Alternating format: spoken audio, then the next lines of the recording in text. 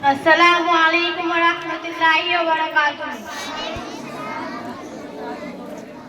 पानी न हो तो नदियाँ किस काम की, आंसू न हो तो आंखें किस काम की, दिल न हो तो धड़कन किस काम की, अगर हम वतन के काम न आए तो जिंदगी किस काम की। माननीय मुख्य अतिथि, आदरणीय शिक्षकगण और मेरे प्यारे देशवासियों, आप सभी को गणतंत्र दिवस की हार्दिक शुभकामनाएं। जैसा कि हम सभी जानते हैं कि आज 26 जनवरी है और हम सभी यहाँ 76वां गणतंत्र दिवस मनाने के लिए उपस्थित हुए हैं। 15 अगस्त 1947 को हमारा भारत देश ब्रिटिश शासन से आज़ाद हुआ था। हालांकि भारत देश का संविधान 26 जनवरी 1950 को लागू हुआ था।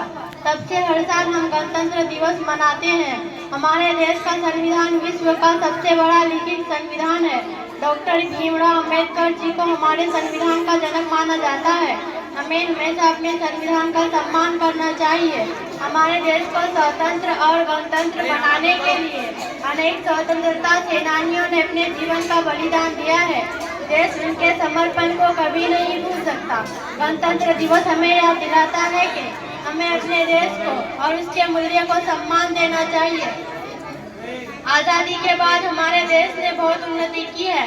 साइंस, टेक्नोलॉजी, कृषि, शिक्षा, आर्थिक, साहित्य, खेल समेत तमाम मोर्चों पर भारत बहुत तरक्की कर चुका है।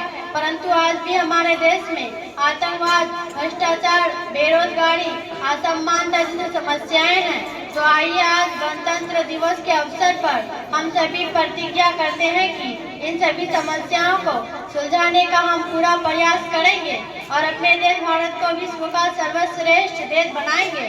जाते जाते मैं अपने भाषण का समापन एक शेर के साथ करना चाहूंगी। देशभक्तों ही से देश की शान है, देशभक्तों ही से देश का मान है। हम उस देश के फूल हैं यारो, जिस देश का नाम हिंदुस्तान है। हिंदुस्तान जिंदाबाद। अस्सलामु अलैकुम वरहमतुल्लाहि वबरकातुहू।